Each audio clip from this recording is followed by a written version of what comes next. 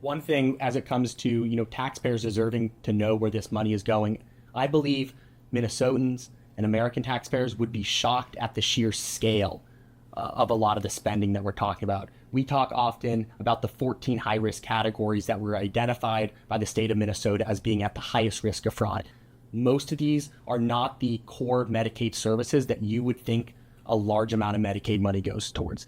These are things like non-emergency medical transport, autism services, adult daycare services, previously included the housing stabilization services. These are not your typical emergency room, inpatient hospital services. Just of those 14 services that are at incredibly high risk of fraud, it amounted in last year to $515 million a quarter only in federal spending. That does not include the additional state money that is contributed on top of that. We are talking about billions of dollars a year in federal money flowing to the highest risk categories for fraud in the state of Minnesota. And these are not the services that if I gave you the pen and said, write out what you think Medicaid should cover, these would not be the services that you would identify. And so I think people would be shocked when we start talking about the numbers as it pertains to healthcare and Medicaid fraud. We're talking about billions with a B. And I believe it is far more than people would anticipate it is.